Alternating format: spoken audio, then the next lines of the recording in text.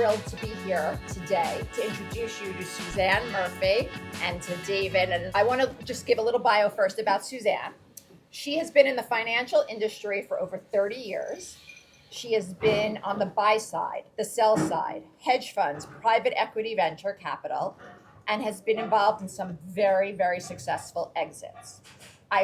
She has spoken all over the world at conferences, as well as been on CNBC, Bloomberg News, and That's Fox. where I know you from. And she's also a mom of an incredible daughter. Suzanne is going to introduce David, and I'm going to zip my mouth. Bye.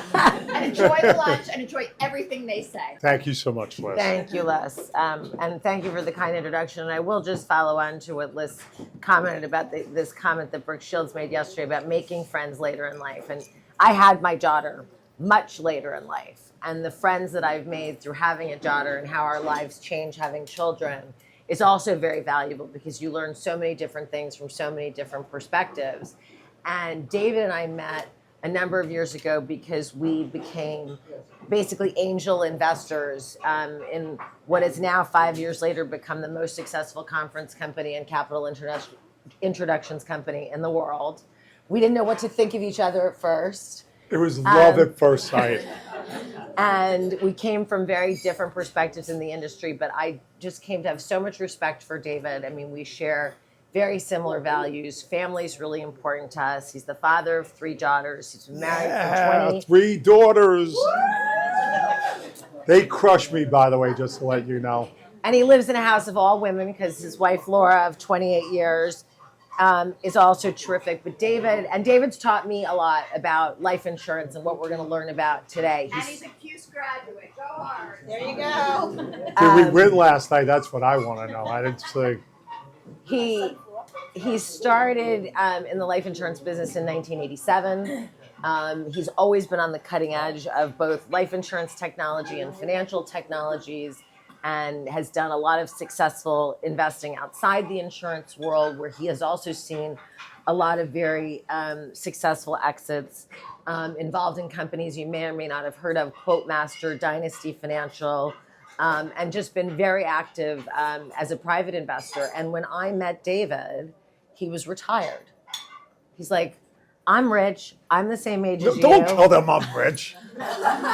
He's like, I'm rich in health and spirit. Yes, I've been successful. And listen, after I had my daughter, I'd been semi-retired, so I sort of got it. But, I guess where I wanted to start today's conversation is, when I first met you, you weren't coming out of retirement. So what changed? Suzanne, I really like that question. But before we get to the answer, I want to really thank Liz and Suzanne for helping me put this together. My team here, Lee and Julia, and my amazing family. I wanted to talk about my 3 daughters and wife before I even start. They've taught me about gratitude and being grateful. And everything I have is because of them. I give them confidence. I give them the ability to be the best humans they can be. And they talk to me at the dinner table, and we've had these conversations over years and years and years and years. And to me, that's what I'm grateful for. And it happens to be my wife's birthday today, but unfortunately, she's in London getting my youngest daughter set up for college for her junior year abroad at the London School of Fashion. And she happens to be a Syracuse student. So I'm very grateful. Happy birthday, Laura. Yeah, thank you. It's interesting because life insurance is probably the most misunderstood asset class. And to me, if people truly understood how the asset worked, they'd be lining up around the buildings to buy it. There's so much complication to the business. There's 700 plus carriers in the marketplace. It's hard to be able to make a decision. I started in the business in 1987, and there's been no innovation since. And I sit here and I say to myself, what the hell is going on? Why is this? The products are complicated. People think they're expensive. And I would love to ask a question. I would love to see a show of hands. How many people have been through the life insurance process understand what they own, review their insurance at some point during the journey. Can I see a show of hands? Do you understand what you own? 2, 3. Right. Well, that in lies. See that in lies the problem set. That it's a very misunderstood asset class. And I'll just use one last comment, and then Suzanne and I will dig in. Warren Buffett pays less in taxes than his assistant does because he compounds interest and he borrows against his stock. That's the same way life insurance works. Oh, okay. Sorry, I was putting down my water. That's okay, Suzanne. But I can cover for you. but you had a wake up call, right? And this was Yeah. what really incentivized you to say, everything you just said is true, Yep. but I have the skill set to do something about it, and I should go do it. 100%. I want to share 2 stories and how the aha moment happened because I think this is really important. One story is very emotional, and I hope I can get through it. Several years ago, this is when I was in the business. It goes back like 15 years ago. My friend's wife was the more successful. She was the breadwinner of the family, major partner at one of the big banks in town. And husband said, please help my wife with her life insurance. And every time I would call her, it was one excuse after the next. And it just got to the point where it was just never going to happen. And I just kept on writing notes to them and letters. 12 years later, I get a call from the husband on a Thanksgiving morning. Unfortunately, Pat passed away in a car accident yesterday. And he asked me if I underwrote the life insurance policy on his wife, and I had to tell him no. And he had to go into recon and reset.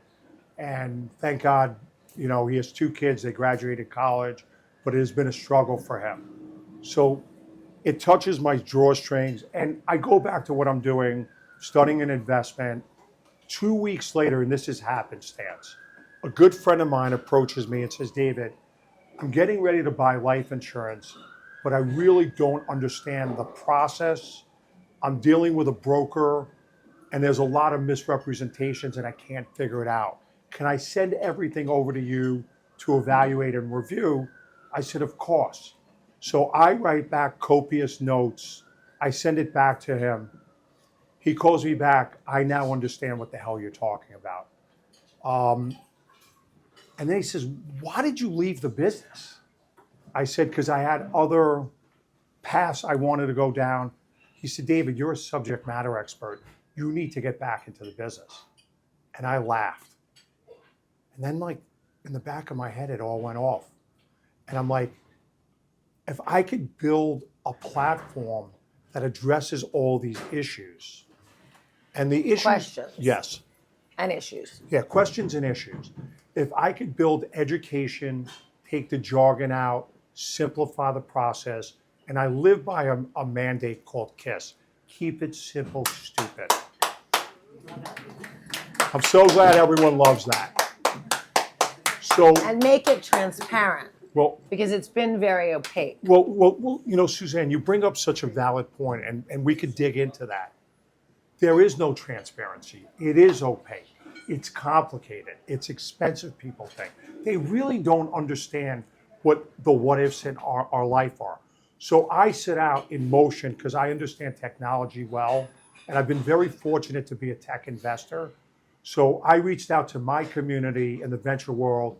I didn't even have a business plan, and I was oversubscribed in 5 minutes. The toolkit that we have built is education, visualization tools so people can understand how these products work. With 700 carriers in the marketplace, it's impossible to be able to look at all the different choices. You get what's called deal fatigue. And the mindset was, we built this engine to be able to compare and contrast anything and everything in real time. We can evaluate your existing policies in real time. We can make real-time recommendations. And that was the driving force for why I came out of the business, Suzanne. And most importantly, I think when David talks about looking across these 700 carriers and comparing and contrasting, Optifino doesn't have an agenda, right? We treat every carrier the same. And a lot of the carriers, a lot of the insurance brokers that you talk to, they may say that they're neutral, but they're really selling somebody's product at the end of the day. See, and I learned that the hard way, as you know. Yeah, Suzanne, see, that's a great point. There's a conflict because the distribution models are completely fragmented and broken. One side, you have the big mutual companies, the carriers like New York Life, Mass Mutual, Northwest Mutual. That's called the home team. They're going to try to sell you that product set. And the example I gave before of my friend who was buying a lot of life insurance, he was being pitched by a Mass Mutual agent. It wasn't the right product set. I was able to take exactly what he was doing and give him 2.5 times more because I went to a friend of mine who helps me with my stuff. He modeled it for me. I then sent it to him. That's where the problems are because you don't know what you're buying, and it's all about deal fatigue. One of the key things that really gives me hope for this business is I studied every aspect of the business. And I'm going to give you some stats that are going to blow you away. The U.S. consumer balance sheet, the financial assets, 16% of the balance sheet is in cash value life insurance. The people that understand it best are the ultra high net worth, the Fortune 500 and the banks. And I'll go back to that Warren Buffett comment about compounding wealth tax-free. The biggest issue, what people don't understand about the life insurance business is everyone thinks it's protection. It's not protection. It's also for the living. You could build and accumulate wealth inside of life insurance in a very impactful way. The book you're going to read, The Psychology of Money, is going to give you a lot of insight. It's not about the mistakes you got to minimize the mistakes you're going to make. Just keep putting money away. Taxes are real. Taxes is going to keep going up. Well, and going back to your statistic about the U.S. economy, I mean, think about the headlines we read all the time about so much of the economy being controlled by the wealthiest 1%. Correct. Right, and they have huge amounts of ability to hire people to help them learn and understand about this. And, you know, again, I can go back to my own experience. My father didn't believe in being insured. Yeah, we talked about that. He was self-insured. Yep. I never needed insurance. I was a single woman. My money was going to go to charity probably. My parents didn't need my money. And then now it's all going to Sydney B. But now I have a child, and so I'll go to her. And it was all going to her even when I was married. So, Right. But I didn't understand what I owned. And in fact, when David asked the question about when was the last time you heard from your life insurance broker, and I got kind of screwed over because I could have Royally converted. screwed over. Because, well, I was trying to be a little more tactful for this. Look, I'm just going to ladies. tell you, I'm a no bullshit person. I'm just going to tell you the facts. Yeah. Anyway, it's going to ultimately cost me a lot more money than it should have because the guy who was the broker, who was also involved with the guy who manages my money, who's also a good friend of ours, who's very sophisticated, but wasn't paying attention to that. And the guy didn't call, and the policy effectively lapsed and wasn't able to be converted. I still have insurance, but I wasn't able to convert as easily to what I'm going to need going forward as I get older to make sure that she's protected. And this is what a lot of people don't understand. And I think this is what we're trying to make easy for people to understand. You know, Suzanne. But wait, before we go on, so when you said you were coming out of retirement, what did Laura say? Oh, God. She said some. Should I use the expletives that she said? She said it's about time. I'm not really, I was never retired because once I sold my business in '08, I jumped right into the frying pan and learned the investment game on, you know, the venture side and the private equity side. But you were doing that for yourself. You weren't in business. No, look, I'm very passionate and I love what I do. And I missed it. And I recognized how much I missed it. And something that in my homework that I've studied, and I'm going to give every woman in here incredible props right now. You guys run the household. You guys make the decisions. Look, we know who the smartest people in the room are. We know it's you. Look, if you look at the S&P 500 and you look at men versus women, women outperform men every day of the week. Look, I'll be the first minute. I get outperformed every day of the week by my 3 daughters, so it really doesn't matter. So that's what it's about. There is the largest wealth transfer in history about to happen. By 2030, 38% of the investable assets will be controlled by you, women. Woo! Did anyone hear that? And you know what that number is? That is $34 trillion changing hands. Say it again. Yeah, where is it? Say it again, David. What's the number? 38% To who? to women. You're gonna run the world. You're already running the world in so many ways. And that's the truth. Look, women are better than men at everything. I'll be honest with you. That's what this is about. It's about changing a narrative. The opportunity, when I go, I'm going to give you something that is really disappointing to me. When I go to these conferences and I look around, I see Lees everywhere. I don't see women. See me. Yeah, I see. Well, no, at the conferences I go to, Suzanne. Look, I've studied the landscape of this marketplace. I'm watching what's going on in this world. I'll share a story about mansplaining that pissed me off to no end, because I was in the meeting and I watched another advisor do this to a woman, and I took him out of the room to the bathroom. I said, we're going to take a break. I took him to the bathroom and I said, dude, you're leaving and don't ever come back and you're fired. And that man was my financial advisor, and he did it to my wife and did not know he was doing it. And I took him in the room and I said, you don't ever talk to my wife like that ever again. And by the way, you're fired. My wife was crying when I came back. Hysterical. It's not fair. You guys need to be part of the financial decision. You need to help. You need to understand. Like, I wake up every morning and know that my 3 daughters, they get it, because we sat at that dining room table and talked about it. The opportunity in this business is mind-boggling, and it's real. And I really, truly believe this in my heart of hearts. You should fit your career into your lifestyle. You should fit it into your lifestyle. It shouldn't be the other way around. You should be able to, if you want to take Thursdays off at 4 p.m. to go play tennis with your kids, pickleball, padel, whatever you're going to do, that's what you do. Don't let someone tell you that you have to show up at the office. It's bullshit. Take your careers into your own hands. I'm going to stop here, but we could continue. No, but I think there's just a couple of wrap-up points and then key takeaways. But I think we really wanted to bring everyone together to address 2 things, right? There's people in this room, and I don't know who's who may need products that we can help you navigate the landscape and what it is you need. But there's also opportunity for careers here.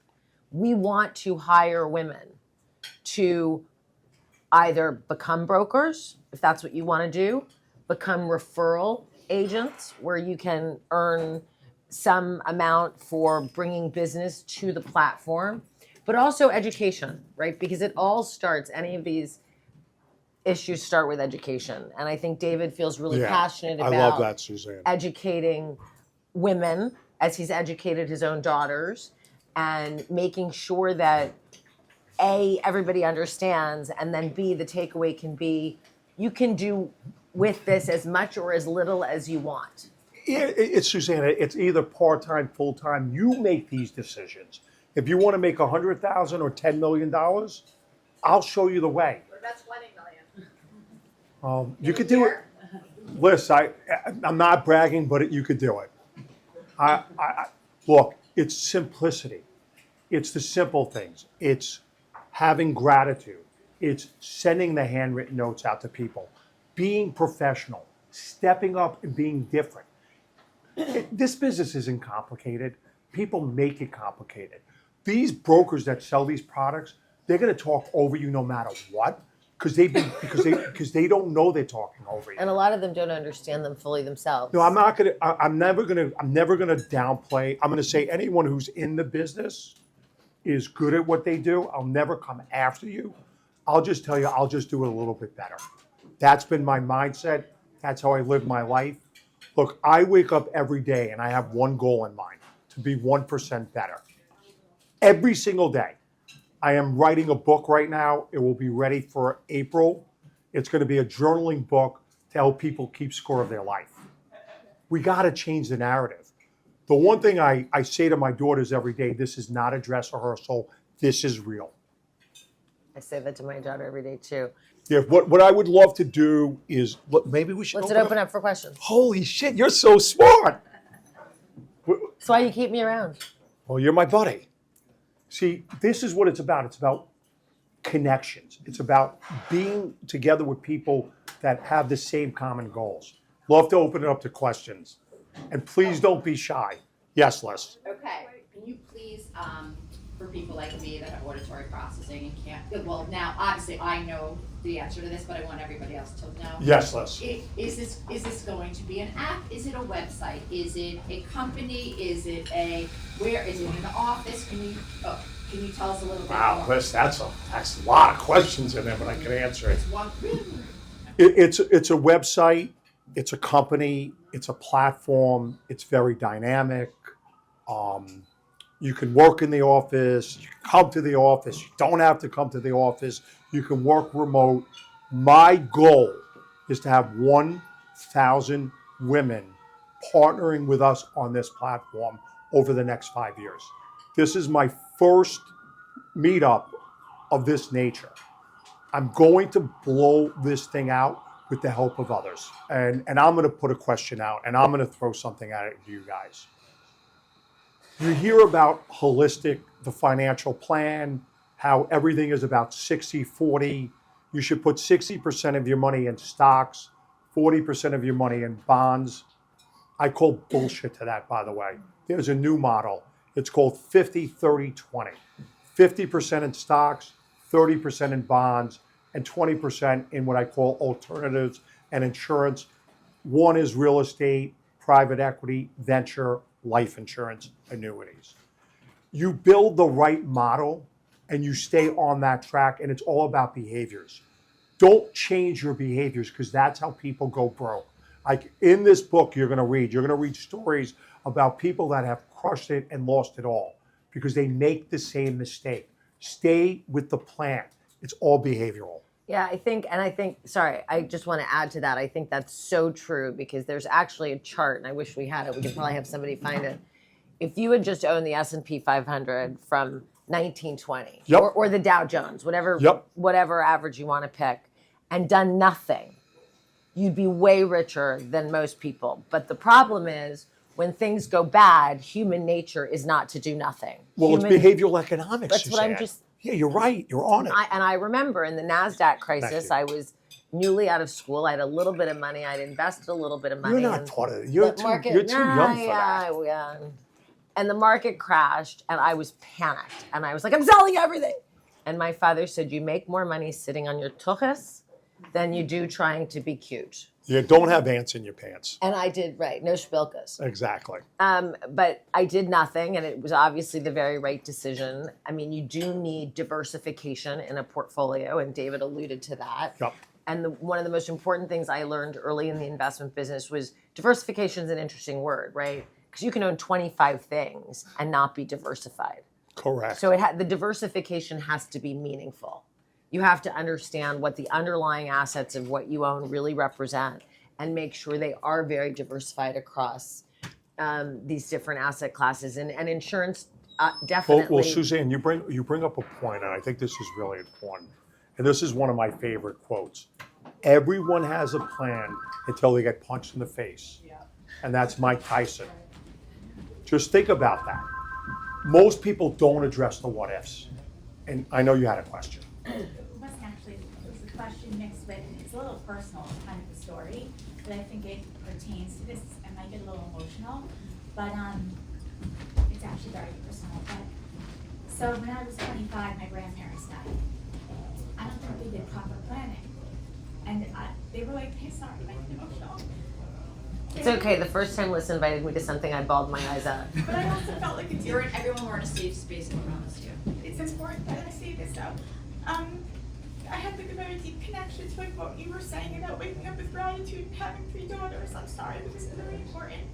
They were like parents to me, and I inherited 20% of everything they had. I knew nothing. I knew nothing. I love my mother, but she was married 5 times like Elizabeth Taylor. That's 8. I went to the University of Michigan. I graduated with a Go blue. 3.9. Go blue. I excelled in school. I did, everything was always great on the outside, but I didn't know anything about my finances. So what happened to me? I invested. They moved. I rolled my money, my 401k, my Roth IRA. I didn't know what I was doing. It was all moved around from like my grandfather's financial investor, the UBS people, whoever it was. I just didn't trust these people. And your story with your wife, I used to cry and like scream, and they're like, Samantha, you're having a nervous breakdown.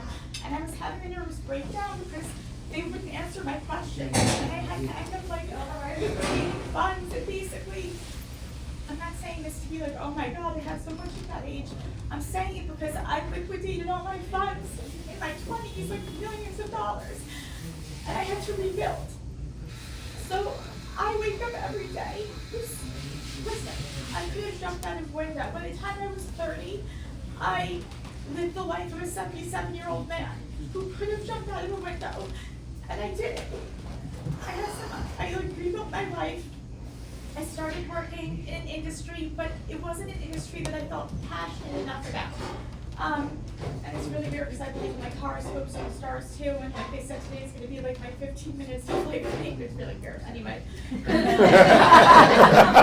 did, I swear, it said that today. But I'm only saying it because I just think it's so important. Like, I wish I learned this in high school. I feel like they should have classes on this. And I also have a deep, like, I'm not asking you a question, but it does relate back. No, we love you. For the brokers though, Thank that you. you're gonna hire, are you gonna like train them and? Every Great aspect, question. every aspect, they will Because I be, really- they will get the best training. That's one of the core tenets of what we live by. One of the things, like, for me. What and is your first name again? Samantha. Okay. One of the things for me and where I am in my life right now is like, I have a higher calling. Like,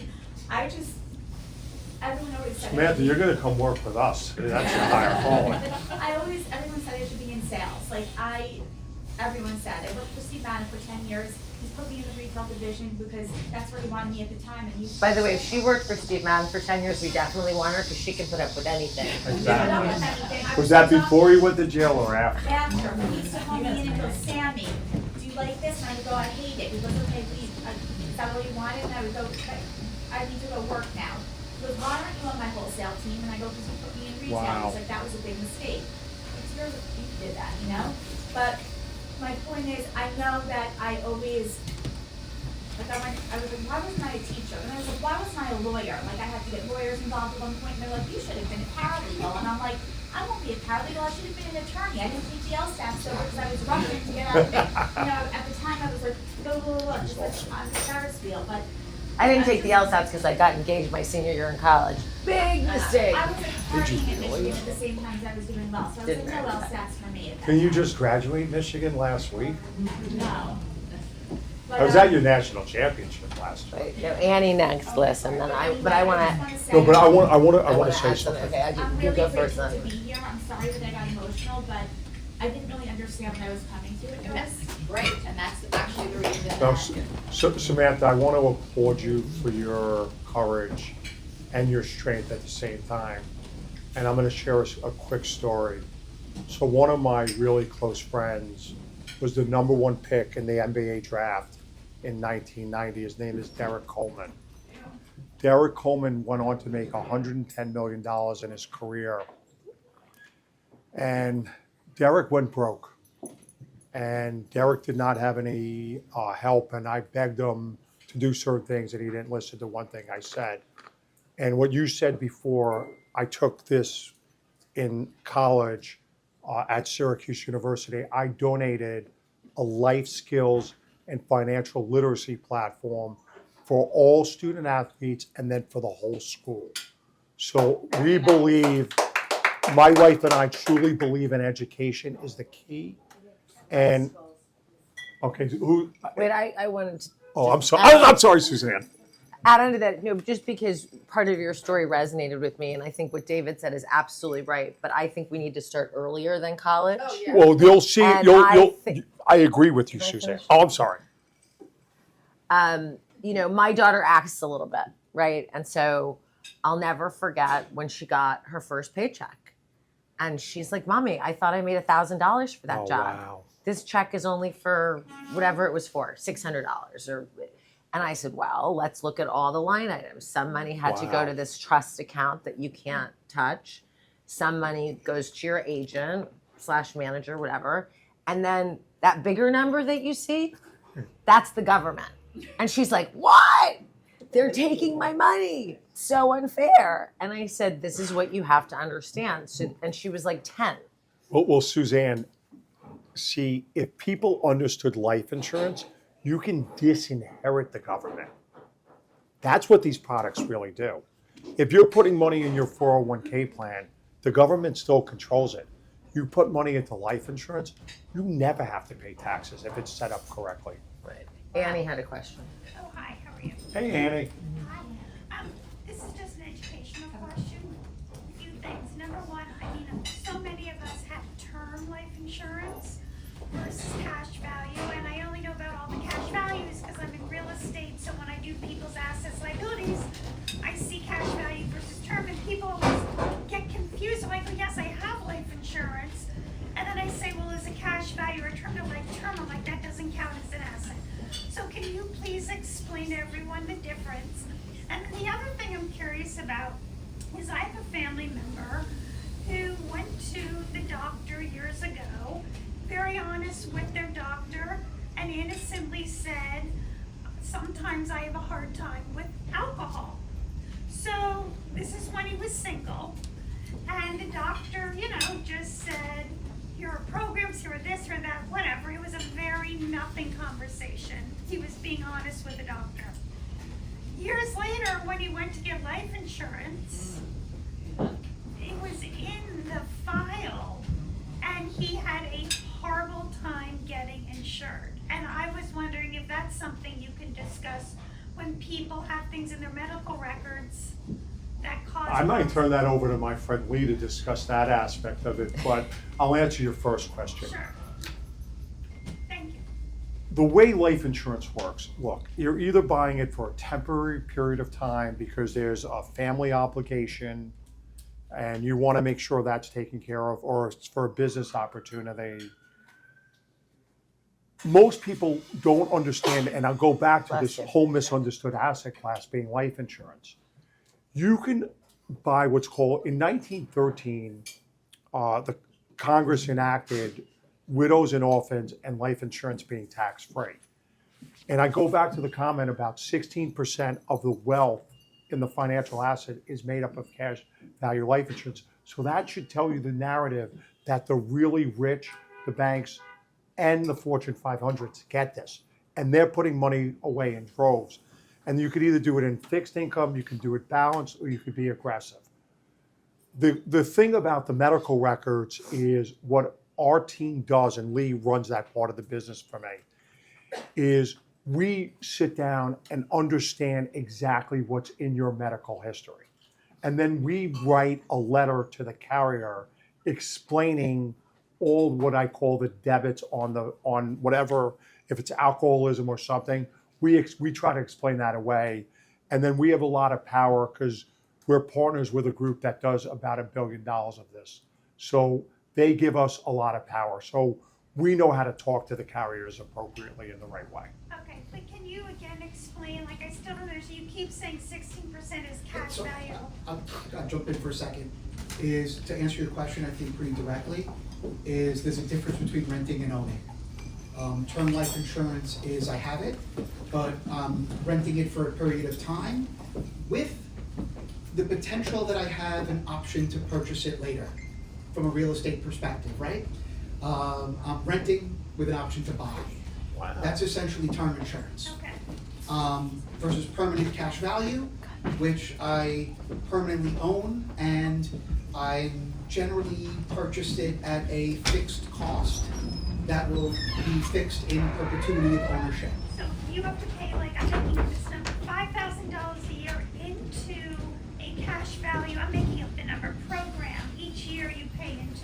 Is that how it works for cash value versus? Yeah, the way that term insurance would work would be that they would underwrite you for a cost over a period of time, right? If it's No, a I understand. You 10-year, pay 20-year.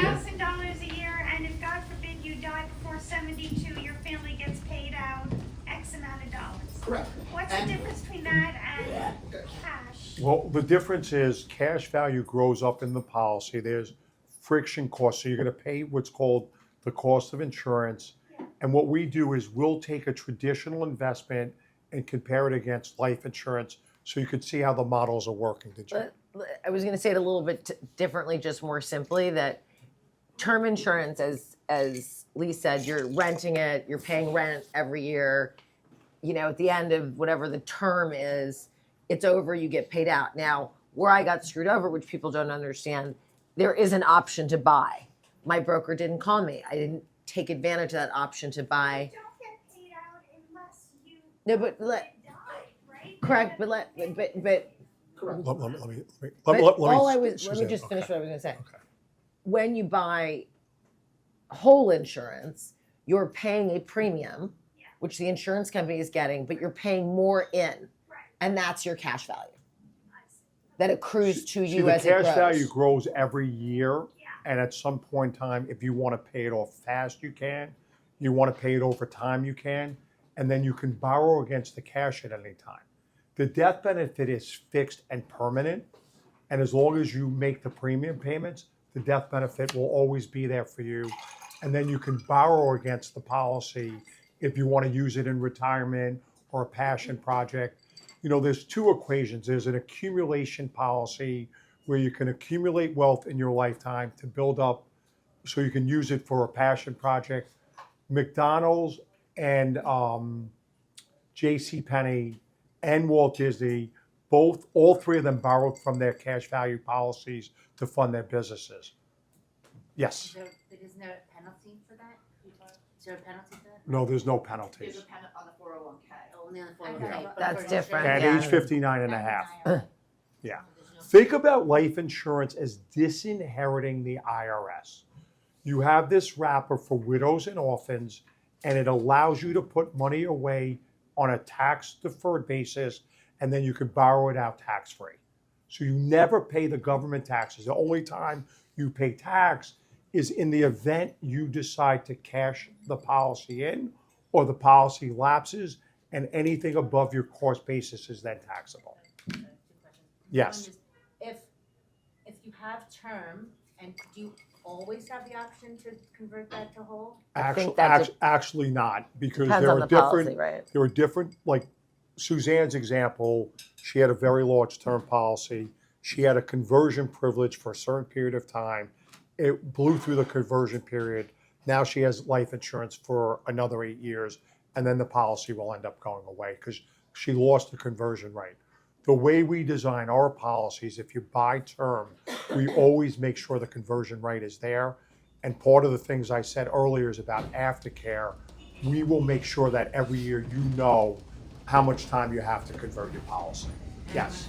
So I just went through this. I spoke to my broker last year, and you might laugh at me now because I just went through the term and I was able to convert it, and I decided not to.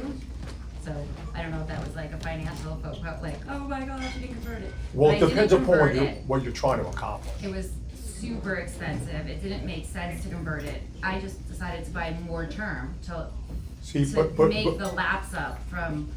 But the- Mine will expire in like, I don't know how many years, but I bought more term all right. to cover the rest of, which will cover the rest of, hopefully. Yeah, but I'm gonna give you an example. 96% of all term policies lapse without claim. There's a 4% chance you'll get paid out on it. And you keep on saying life insurance is expensive. You're not viewing it as an asset class. You gotta change the narrative. Well, turn the it- cash, when I looked at the chart, the money that you were getting, the cash going in, for me to put that money towards the life insurance, I can invest it and get a better return somewhere else than in the cash. Okay. But it's not accruing tax-free. Well, you have to look at a traditional investment. Let's take what we think the taxes will be. Let's say, look, we could take you through a demo so you could see how the product works. I don't want to really, if I get deep into this, it will be like a very long It's hard to do discussion. without a visual too. Yeah. You guys have to stop thinking that life insurance is expensive. That is the opportunity. It's not expensive. If it's designed properly, and I don't know how the agent was designing the policy for you. And I will tell you, there's ways of designing this to take friction costs down. If you're building it as accumulation, you want to drop the cost of insurance so far down so you can accumulate wealth. You're buying the life insurance wrapper as only the layer to not pay taxes. If you're buying it as protection, then that's a whole different story. Lauren had one more question. Oh, two more. Lauren was, I was just saying that, the other thing I had was, you mentioned 50, 30, 20. Yes. 20 being the alternates, and then you said like life insurance or real estate, so like. No, it's all the above. It's all the It could above. be any of those things, I'm- so if you, let's say somebody was doing something with real estate, whatever, would you recommend that those percentages change? Are you eating it out into the 50, 30, or still keeping it among the 20? I'm watching, look, I spend a lot of time in the industry on the wealth side as well, because I'm a partner I'm a founder of a platform, and the models have to change, because 60-40 does not work. No, I know, but you yeah, said but 50, she's saying 30. 50, No, no. 30, 20. No, no, and there's you don't- numbers. Dividing, if you, let's say you wanted to do life insurance and real estate, are you still keeping that within the 20, or? would No, that you're eat keeping into- that, you're would that- keeping would that with, eat you're into- keeping that within the 20. Okay, so it's Just not think eating of, into think, the others. think of, go ahead. If you want to have a traditional asset allocation model. Yeah, that's right. Endowments and foundations don't run their money that way, right? They tend to be much heavier into alternatives. My father didn't believe in long only, so he was much heavier into alternatives. So it's what everyone's comfortable with you, but this 50, 30, 20 is the model that the, That's being adopted private right now. banks and wealth platforms are adopting as their sort of standard. But then it all depends on your risk tolerance, how much money we're really there's a lot of things that go into it. Hi. Yes. So I just wanted to actually share something. The reason that I did buy into life insurance was actually on day one when I got married. I told my husband we were doing that, and he thought I was like literally putting like I was gonna kill him, and that's why I wanted Did you kill him yet? But the real part is because my uncle actually pushed this idea of life insurance on me, because at the age of 21, I was pushed out of this idea of I was going to college and doing this whole big career in marketing and everything. And I had my in, and it was gonna be, the dream job and everything. And my brother, who was supposed to inherit this family business, passed, my brother passed, and a year later, my father passed. With that, my father didn't have life insurance. I ended up taking over a family business. Oh, In a man's industry. My accountant at the time, which was my father's, who of course would be the only person that I trusted, screwed me. So I got that real quick. And I was in a man's industry. So with that being said, fast forward, when it was time for me to get married, first thing I said was I could give two shits about the 3 carat. I wanted, which of course happened anyway, but I didn't care. Because, by the way, that's the first thing you were selling. Because there's no value in diamonds. Anyway, but that's all another story, right? With that being said, I realized very quickly the importance of it, and my uncle had come to me and said, look, he sat me down. We need to do life insurance. And I had a policy on me and my mother. We took a policy. I had on my husband. We took a policy. And then through the years when we built our business, we hit a very high moment where we did very well very quickly in our industry. And then at one point we did very poor. And so we made the transition from term to whole. And we learned the big mistake of why not to have whole. And I just want to put it in perspective and give a better number, because I'm not a numbers girl, but I am a very big person on questions because I've been screwed and I get it. I have about 10 policies. I probably would get 10 more. And I truly believe in it, but just putting it in perspective, for as much as we spend as moms and as East Siders, West Siders, or just New York City, what you spend on your shoes and your pocketbooks, and your trips to Aruba and St. Paul's, and your private and your blowouts and your manicures and whatever, whole insurance, and I'm saying this like with all heart as a woman, is probably the best investment because you're gonna end up selling your pocketbook and all those other things. So if maybe there's a number you could put to it for us to understand what does it cost for the whole insurance, for somebody to really get an idea of this is the value, and maybe they could figure that out better That's an for their individual own question, though. perspective. You know, it's just, it's different. It's like as a woman, we're thinking, we don't realize what we're spending. We're constantly doing and getting for kids and whatever, but whole life insurance, there's so much value there. I totally concur with you, and it depends upon where you're on the risk spectrum, and the model is simple. Whole life is a great tool as a savings tool. And if you look at it the right way and you value it as a savings tool, if you look at the history of dividends and how they pay, the way the life insurance created whole life, and all the other products are derivatives of whole life products. But whole life, they give you what's called a guaranteed rate of return. It's a floor of 2 or 3%. And then based upon the profitability of the carrier, they pay you a dividend each and every year. And that dividend has been around 6%. So if you evaluate that over the long term, and the beauty of whole life is you could borrow against it. Yes, Liz. Okay, so I'm so sorry, because I know everybody's on a time crunch. Can we just say like closing remarks from the two of you, and then I'd love the food to come out, everybody eat, and then like if you guys can walk around, is that okay? Yeah. No, that's perfect. I think listen, I think first of all, thank you for putting this together.